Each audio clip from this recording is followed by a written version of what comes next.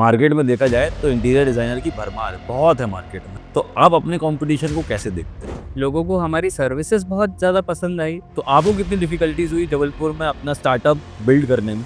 Clients का हम पे ट्रस्ट होना, इस चीज़ को लेके हमें बहुत दिक्कत दी। स्ट्रक्चर मेकर्स जो आपका स्टार्टअप है उसमें क्या क्या सर्विसेज आप प्रोवाइड करते हैं? अब डिज़ाइनिंग कितनी भी अच्छी कर लो, लेकिन जो इंटीरियर डिज़ाइनर्स मार खाता है वो है एग्जीक्यूशन।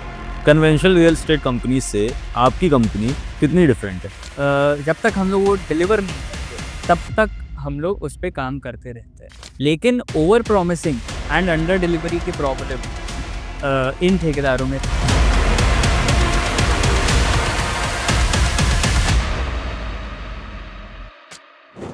नमस्कार, आप देख रहे हैं एलओ लोक मंगल न्यूज ओरिजिनल पॉडकास्ट।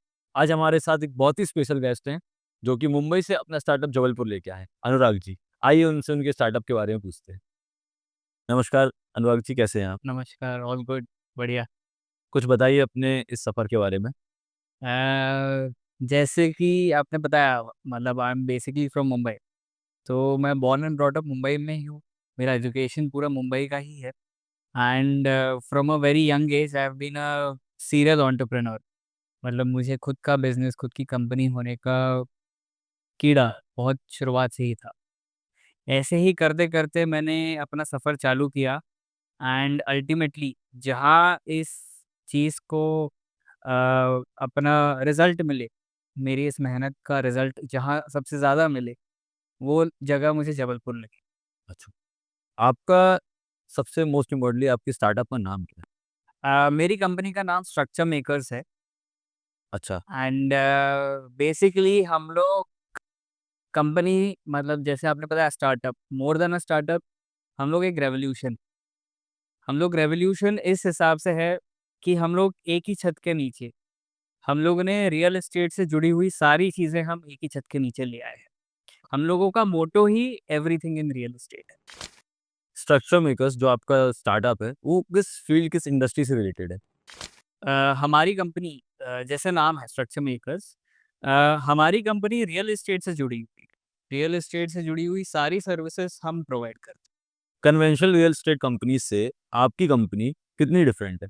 हैं। हमने इस कंपनी में एक जो चेंज लाया है, दैट इज़ हमने रियल एस्टेट की सेगमेंट में हम लोगों ने हॉस्पिटैलिटी को इंक्लूड किया है। हॉस्पिटैलिटी बेसिकली सर्विस को फ़ोकस करके चलती है, पूरी-पूरी इंडस्ट्री।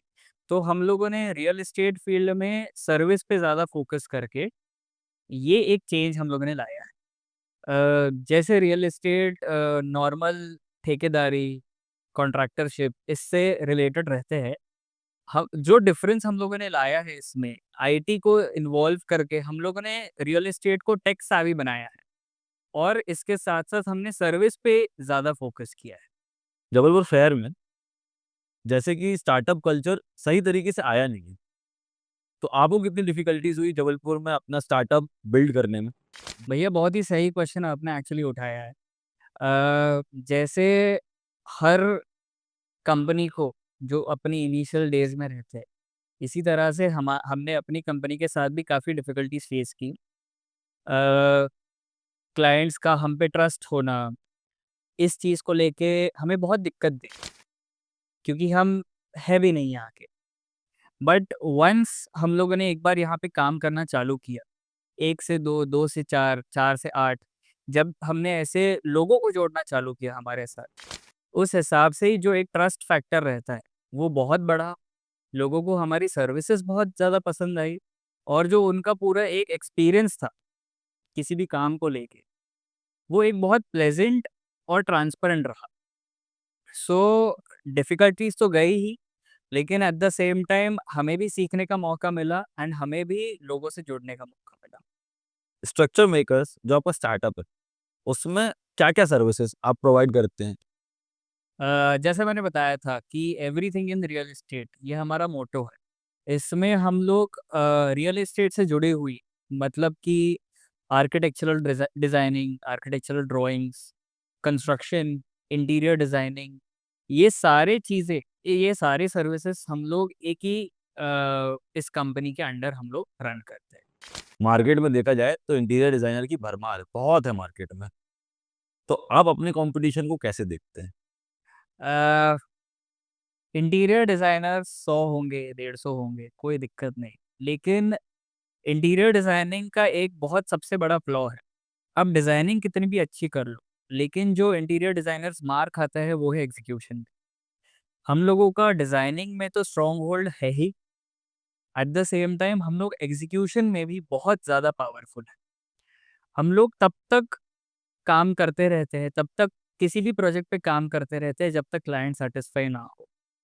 जब तक जो चीज़ हम लोगों ने प्रॉमिस की है, जब तक हम लोग वो डिलीवर नहीं करते, तब तक हम लोग उस पे काम करते रहते हैं। आजकल डिज़ाइन्स तो लोग ऑनलाइन बहुत अच्छे तरीके एआई के थ्रू, ढूँढ चैट जीपीटी के थ्रू बहुत सारे ऐसे एआई हैं जिससे आप डिज़ाइन डाल दें, डिज़ाइन डाल रिक्वायरमेंट डाल दें तो आपका 2D 3D सब आ जाता है। काफ़ी सारे लोग तो पिंटरेस्ट से डिज़ाइन्स लेके आ जाते हैं। तो डिज़ाइन्स तो बहुत सारे अवेलेबल हैं, लेकिन उस चीज़ को उसी तरह से सेम टू सेम एग्ज़ैक्ट वे में एग्ज़ीक्यूट करवाने वाले लोगों की कमी है। एंड वो चीज़ में हम लोग इन सारे इंटीरियर डिज़ाइनर्स से बेटर हैं। अच्छा। एज़ अ डिज़ाइनर मेरी तो कोशिश हमेशा ये रहेगी कि मैं बेस्ट डिज़ाइन बना के दे दूँ। लेकिन ये मेरी बेस्ट डिज़ाइन बनाने के बावजूद अगर ये चीज़ कस्टमर को अपने बजट में बैठ ही नहीं रही, तो इस डिज़ाइन का फ़ायदा क्या? हमने जो सॉफ्टवेयर्स डेवलप करके रखे हैं, वो ऐसे करके रखे हैं कि कस्टमर के बजट के हिसाब से उसकी बेस्ट डिज़ाइन क्या आ सकती है, उसके multiple options, eight the same time material क्या-क्या आ सकता है। तो जो रेवोल्यूशन हम लोग लाना चाह रहे हैं टेक्नोलॉजी को इन्वॉल्व करके वो यही है कि हर किसी के बजट के हिसाब से उसके डिज़ाइन्स बने, उसके मन के मटेरियल सेलेक्ट हो एंड उस हिसाब से उसका काम। जैसे कि हम देखते हैं, सिविल वर्क कराने के लिए, घर बनाने के लिए हम कोई ठेकेदार को हायर करते हैं। वो हमसे बोलता है 1 से सवा महीने में आपका घर तैयार कर देंगे। पर वो 1 से सवा महीने से लेके 1 से सवा साल हो जाता है और हमारा घर तैयार नहीं हो पाता है। तो इस प्रॉब्लम को आपने किस तरीके से फेस किया और उसके लिए क्या सुधार लेके आए हैं आप? अगर सर मैं ऑनेस्टली बताऊँ, तो ये प्रॉब्लम है ही नहीं। जो कमिटमेंट ठेकेदार करते हैं कि 1 सवा महीने में हम करके देंगे, कमिटमेंट तो बहुत सही है, लेकिन over promising and under delivery की प्रॉब्लम इन ठेकेदारों में रहती है, जो एक प्रोफेशनलिज्म लैक करती है, वो इन ठेकेदारों में रहती है। सिंपली लोग अगर प्रोसेस फॉलो करेंगे, ट्रेन्ड स्टाफ रखेंगे, ट्रेन्ड लोग रखेंगे कि जो इस चीज़ का जानकार है, वही वो चीज़ देख रहा है। प्रॉपर मॉनिटरिंग रखेंगे, प्रॉपर फ़ॉलो-अप्स लेंगे, जो हम अपनी कंपनी में करते हैं। हम लोग अच्छे-अच्छे सॉफ्टवेयर बेस्ड हम लोग टूल्स यूज़ करते हैं। हम लोग कैमराज़ लगाते हैं साइट पे। हम लोग एक्सपीरियंस्ड लोग डिप्लॉय करते हैं। हम लोग जब प्रोसेस फ़ॉलो करते हैं, डेफ़िनिटली जो चीज़ हम लोग प्रॉमिस करते हैं, उसी टाइम पे मतलब हम लोग डिलीवर भी करते हैं। इस चीज़ को लेके हमें एज़ सच कभी कोई इश्यू गया ही नहीं है। And we are one company जो हर चीज़ ट्रांसपेरेंटली करती है। हम जो बोलते हैं वही चीज़ पेपर पे लिख के भी देते हैं एंड उसी चीज़ को फ़ॉलो करके डिलीवर करते हैं। मतलब जो चीज़ आप बोलते हैं कि हम ये लगाएँगे तो वही चीज़ हम लगाते हैं। कुछ बताना, कुछ करने वाला काम अपना बेसिकली है हमें। एब्सोल्यूट। स्ट्रक्चर मेकर्स का फ्यूचरिस्टिक स्कोप क्या है? जैसे मैंने बताया कि मैंने अपनी जो जर्नी चालू की थी, मुंबई शहर से लेके जबलपुर में आया।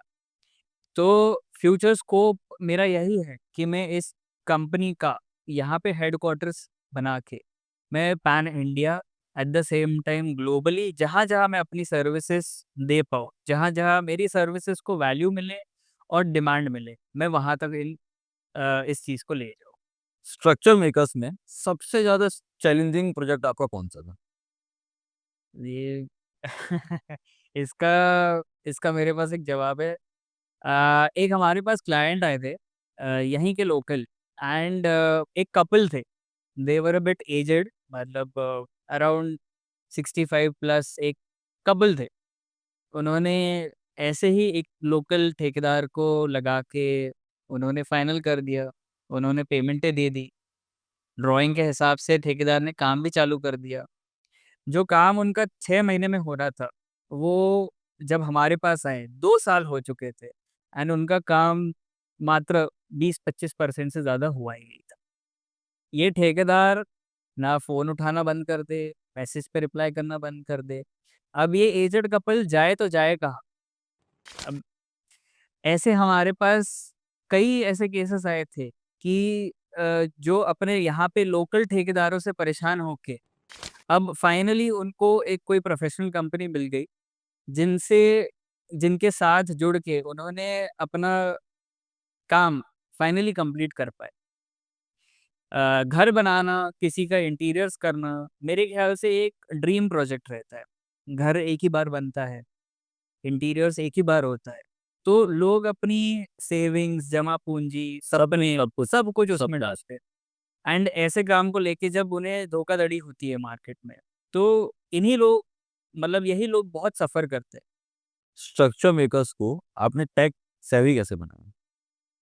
अ, ज मैंने इंट्रोडक्शन में ये एक्चुअली बताया नहीं कि मेरा बैकग्राउंड इंजीनियरिंग का ही है, इलेक्ट्रॉनिक्स एंड टेलीकम्युनिकेशंस का।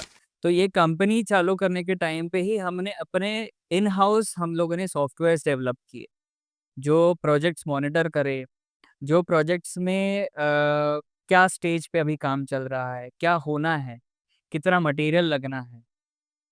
ये सारी चीज़ें मॉनिटर करती है, उसी हिसाब से असेस करती है, कितनी टाइम में होना चाहिए। ये सारे हम लोगों ने इन हाउस ये सॉफ्टवेयर्स को डेवलप किया है एंड वही चीज़ हम लोग सारे अपने प्रोजेक्ट्स पे डिप्लॉय मतलब एक तरीके से एक सिविल कंस्ट्रक्शन को आपने टेक्नोलॉजी के साथ जोड़ के आपका प्रोजेक्ट वर्क करता है।